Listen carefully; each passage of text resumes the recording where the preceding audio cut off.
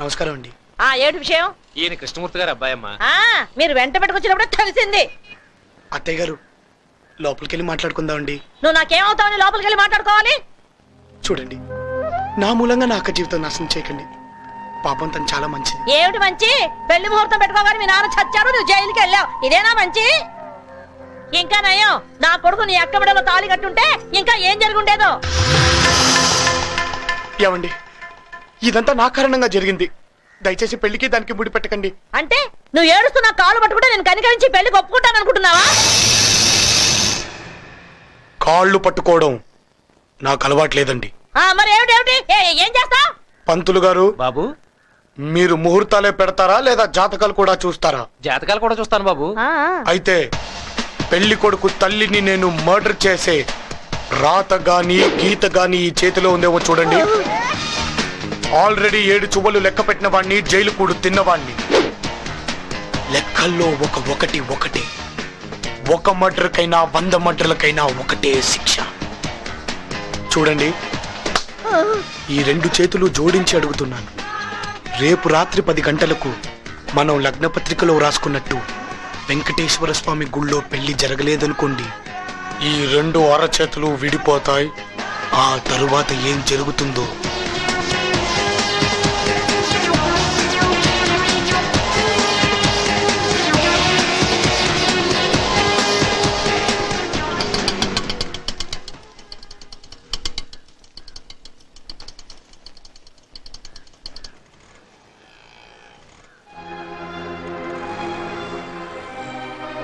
బాబు, మా ఇంటికి వచ్చావేంటి? వాడతావిటే మాటలు. వాడక్కని పెళ్లి చేసుకోకపోతే నన్ను చంపుతానని బెదిరిస్తున్నాడు. ఒకవేళ ఈ పెళ్లి గనక జరగలేదనుకో, నేనే నిన్ను చంపేస్తాను. ఏం మాట్లాడుతున్నావే నువ్వు? ఆ రోజు నిశ్చితార్థానికి వస్తుండగా జరిగిన యాక్సిడెంట్ లో నన్ను నీ అల్లుడిని కాపాడింది ఇతనే. ఇతను కాపాడి ఉండకపోతే నేను లేను, నీ అల్లుడు లేడు, నీ మనవడు లేడు. ఇలాంటి కుటుంబంతో సంబంధం మనకు దేవుడిచ్చిన బంధం అమ్మా. థ్యాంక్స్ అండి, మీ మేలు జన్మలో మర్చిపోలేను. నాగరాజు, మా అమ్మ ఒప్పుకున్నా ఒప్పుకోకపోయినా మీ అక్క నేను పెళ్లి చేసుకుంటాను. చంపుతామన్న బెదిరింపు కాదు, నీ మంచి మనసుకి.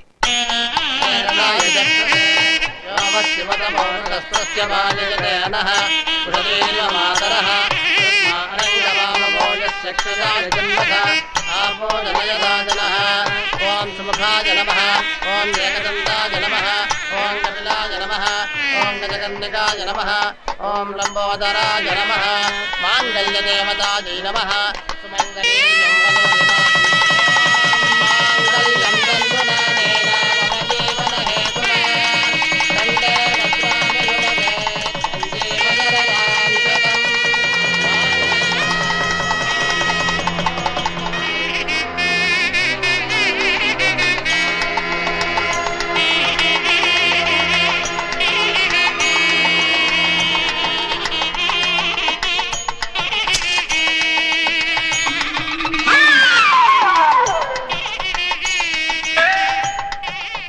ఏంటి ఆలోచిస్తున్నావు? మన పెళ్లి గురించా? నువ్వు ఆలస్యం చేసావు అనుకో, తర్వాత నేను నీకు దొరకను. ఏంటి? మా బావ నాకు పెళ్లి సంబంధం మాట్లాడుతున్నాడు, తర్వాత నీ ఇష్టం. ఈ చీవుడి ముఖం చేసుకోవడానికి ఎవడొస్తాడు? నేను చూస్తాను. వచ్చాడనుకో ఇంకడు చచ్చాడే. ఏం చేస్తావు? అసలు నేను ఈ సున్నుండ మొహాన్ని చేసుకుంటేగా. ఏంటి? నిన్ను అంత నేను మాట్లాడతాను, నేను చూసుకుంటాను.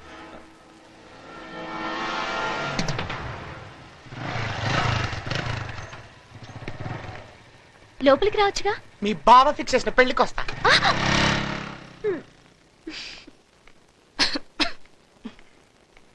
ఏంటక్క పొద్దున ఈ కార్యక్రమం పెట్టుకున్నావు? రోజు క్లీన్ చేయాలనుకుంటున్నానే, అది ఈ రోజు కుదిరింది. సుహాసిని, నువ్వు ఆ నాగరాజ్ బైక్ ఎక్కి తిరుగుతున్నావేంటి? చిన్నప్పుడు ఉప్పునే అతని వీపెక్కి తిరిగేదాన్ని, ఇప్పుడు బైక్ ఎక్కి తిరుగుతున్నాను. నువ్వు వాడితో తిరిగితే మన పరువేం కావాలి? నాగరాజ్ అంత పరువు తక్కువ పనేం చేయలేదే.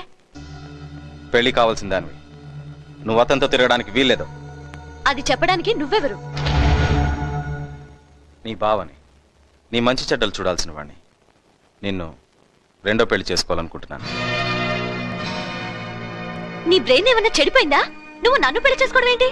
మీ అక్కని పెళ్లి చేసుకుని 10 ఏళ్ళయింది, కానీ ఇంతవరకు పిల్లలు పుట్టలేదు. ఇంక పుట్టరని డాక్టర్లు చెప్పేశారు. ఇంకో పెళ్లి చేసుకోమని తనే సలహా ఇచ్చింది. కోట్లు సంపాదించాను, వేరే ఎవరినో ఎందుకు చేసుకోవడం? నీ చెల్లెల్ని పెళ్లి చేసుకుంటానని చెప్పాను. అందుకు తను ఒప్పుకుంది. నువ్వు రెండో పెళ్లి చేసుకోవడానికి మీ ఆవిడ ఒప్పుకొని ఉండొచ్చు, కానీ రెండో పెళ్ళంగా రావడానికి నేను ఒప్పుకోను. ఒప్పుకోకేం చేస్తావు? నేను లా చదువుకుంటున్నాను. నీ అతి తెలివితేటలు నా దగ్గర సాగవు. నీకు నిజంగా పిల్లల మీద అంత మోజుంటే ఎవరినైనా తెచ్చి పెంచుకో. అంతేగాని రెండో పెళ్లి చేసుకోవడానికి మాత్రం ట్రై చేయకు. అందుకు మా అక్క ఒప్పుకున్నా నేను నిన్ను చేసుకోనివ్వను. Be careful.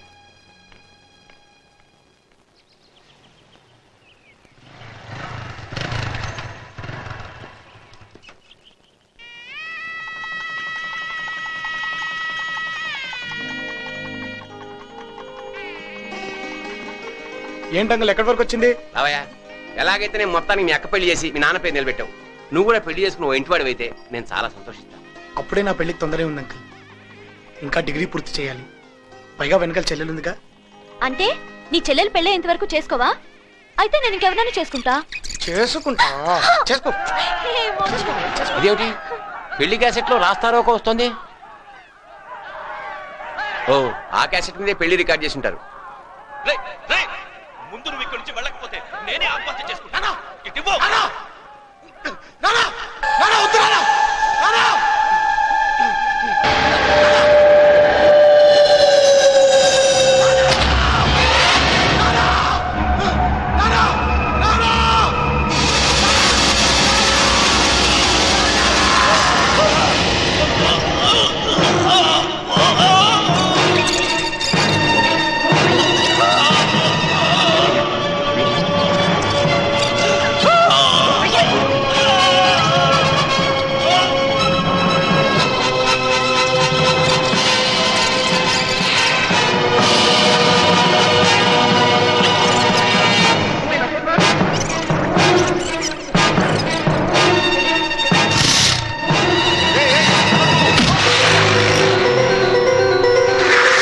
జగదీష్ ఎక్కడా?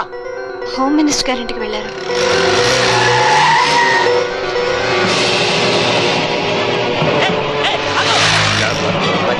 తప్పకుండా అలాగే చేస్తాను. నాగా వస్తున్నాడు సార్. జగదీష్, ఎందుకైనా మంచిది నువ్వు లోపలికి వెళ్ళి.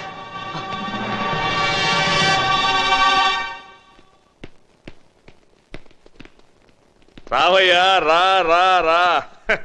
సీఎంతో మీకు మీ రాజకీయాలకు దన్నమని వెళ్ళిపోయావంట. నువ్వు ఉదయించే సూర్యుడు అయ్యా. నువ్వు అలిగితే రాజకీయానికే గ్రహణం పడుతుంది.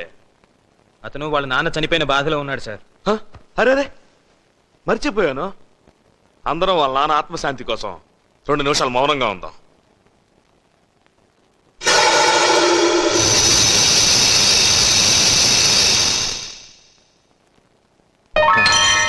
జగదీష్ ఎక్కడా? ఎందుకు? వాడు మా నాన్నని చంపాడు. ప్రూఫ్ ఉందా? మా నాన్నని వాడు ఎలాగైతే చంపాడో అలాగే వాడిని చంపి ఇదే ప్రూఫ్ అని నిరూపిస్తా. ఏంట్రా ఆయన బెదిరిస్తున్నావు? ఇలాంటి చెత్త లీడర్ల చెప్పు చేతుల్లో చెప్పు కింద బ్రతుకుతూ స్టూడెంట్స్ పరువు తీస్తున్నా. నువ్వు మాట్లాడకు. లెక్కు ముందుకు పడిందో చిన్నప్పుడు తాగిన ఒక్క పాలు కక్కిస్తా. నువ్వు ఒక హోమ్ మినిస్టర్ తో మాట్లాడుతున్నావు. లెఫ్ట్ సైడ్ రౌడీల్ని, రైట్ సైడ్ గుండాల్ని పెట్టుకుని కేజీ లెక్కన మాంసం పెట్టించి లీటర్ లెక్కన మందు కొట్టించి మామూలు మనుషుల్ని రౌడీలుగా తయారు చేసే నువ్వు హోమ్ మినిస్టర్ వా?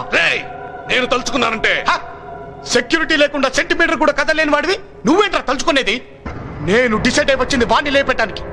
అడ్డు పడ్డావో నిన్ను కూడా లేపేస్తా.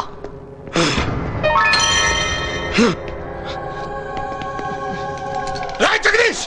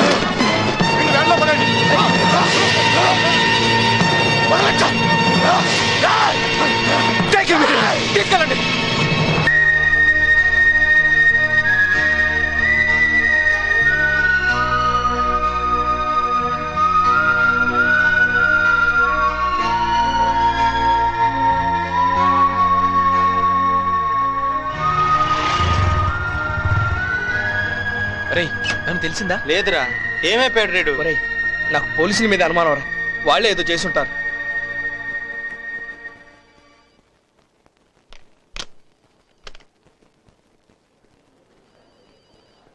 మీరు రండమ్మా.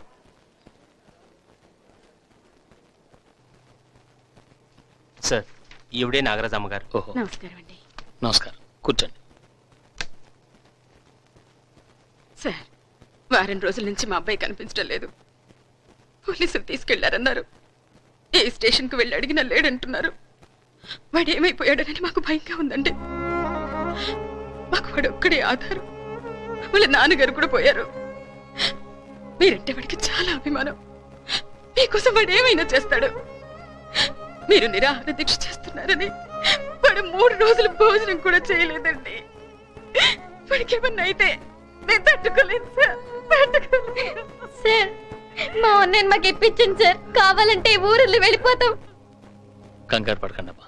ఈ రోజు నాగరాజు కోర్టుకు హాజరు కావాలి. తను ఎక్కడున్నా సరే వెతికి తీసుకురమ్మని చెప్తాను. మీ అబ్బాయికి ఏం కాదు. ధైర్యంగా వెళ్ళిరండి. నేను హామీ ఇస్తున్నాను.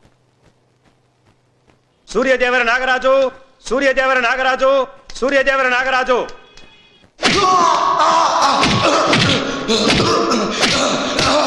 జరిగిన ప్రాణ నష్టానికి ధర్నాలకి కారణం మీరేనని ముద్దాయి నాగరాజు కోర్టు వారి సమక్షంలో చెప్పాడు. అదీ కాక మీరతన్ని బెయిల్ మీద విడుదల చేశారు. కానీ అతను కోర్టులో హాజరు కాలేదు. ఏమయ్యాడో తెలియదు. కాబట్టి మీరే అతన్ని ఏదో చేసుంటారని ప్రాసిక్యూషన్ వారి వాదన. దీనికి మీ సమాధానం ఏమిటి? ఆయన ఏంటంటే సమాధానం చెప్పేది? సీఎం రాజీనామా చేయాల్సిందే. CM CM CM CM CM CM CM.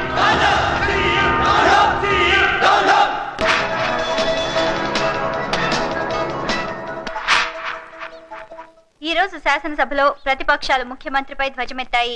విద్యార్థి నాయకుడు నాగరాజు కోర్టులో హాజరు కాకపోవడానికి ముఖ్యమంత్రి చంద్రశేఖర్ నాయుడు గారి కారణమని, అందుకు వారు రాజీనామా చేయాలని డిమాండ్ చేశాయి. స్పీకర్ సభను 3 సార్లు వాయిదా వేశారు. ప్రతిపక్ష నాయకుడు కాసయ్య గారు ముఖ్యమంత్రి రాజీనామా చేయాల్సిందేనని పోడియం దగ్గర బైఠాయించారు. మీరు రాజీనామా చేయటం చాలా బాధాకరంగా ఉంది. ఎనీవే, నూతన ముఖ్యమంత్రి ప్రమాణ స్వీకారం చేసే వరకు ఆపద్ధర్మ ముఖ్యమంత్రిగా కొనసాగవలసిందిగా కోరుతున్నాను. అలాగే సార్.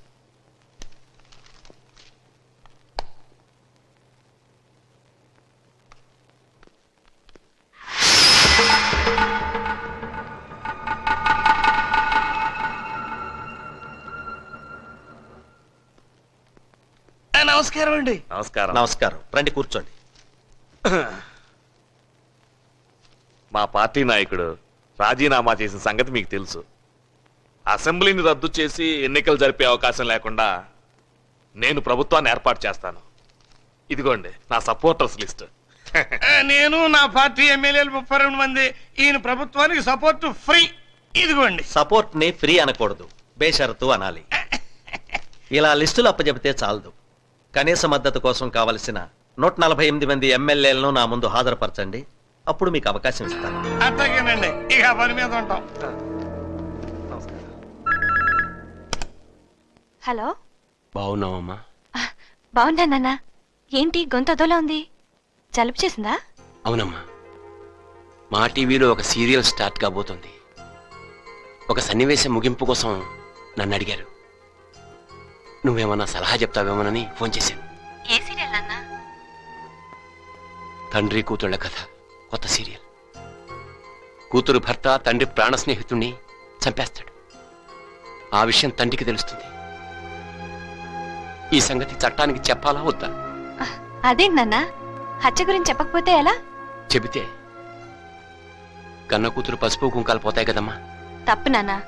కూతురు పసుపు కుంకాల గురించి ఆలోచిస్తే ఒక హంతకుడు తప్పించుకుంటాడు కదా. పైగా తను చంపింది తండ్రి ప్రాణ స్నేహితుడిని అంటున్నారు. రక్త సంబంధం కంటే స్నేహబంధం గొప్పది నాన్న. అతన్ని చట్టానికి అప్పచెప్పడమే కరెక్ట్. థ్యాంక్స్ అమ్మా,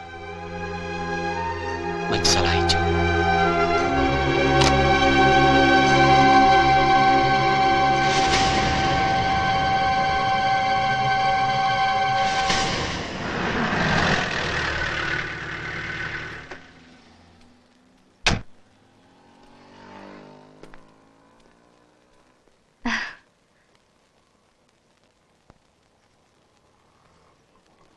ఏంటి అలా చూస్తావు? నాకు బొట్టు పెట్టు. ఏంటమ్మా ఇదంతా? సుహాసిని మా ఆయనకిచ్చి పెళ్లి చేయమని అడగడానికి వచ్చాను నాన్న.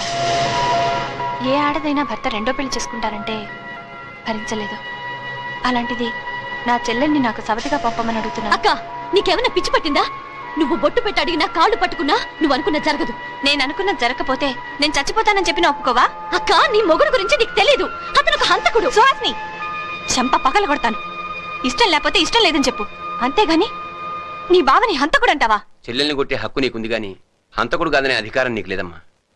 ఈ నిజం ముఖ్యమంత్రి గారికి చెప్పి సాక్ష్యం ఇచ్చి రావడానికే బయలుదేరాను. ఇంతలో నువ్వు వచ్చావు. కూతురు పసుపు కుంకాలు తోడడానికి భయపడుతున్న సీరియల్లో తండ్రిని నేనేనమ్మా. నా మాట నిజం కాదనుకుంటే నీ కళ్ళతో నువ్వే చూద్దువు గాని రామ్మా.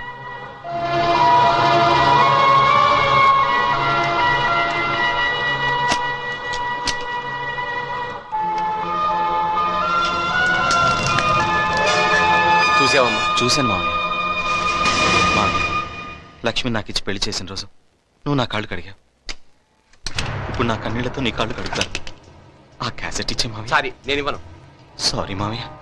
మావయ్య, ఆ భగవంతుడు నన్ను పుట్టించింది నీ ఇద్దరు కూతుల మెడలో తాళి కట్టడానికి, నా మెడలో ఉరితార పట్టడానికి కాదు. ప్లీజ్ ఆ క్యాసెట్ ఇచ్చే. ఇచ్చే. ఇచ్చే. క్యాసెట్ ఇచ్చే. క్యాసెట్ ఇచ్చే.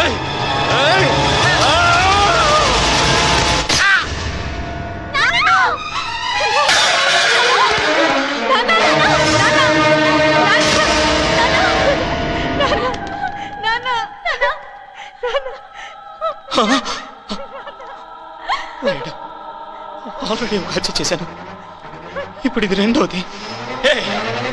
మీరు కనుక ఎదురు తిరిగితే మిమ్మల్ని కూడా చంపేస్తాను.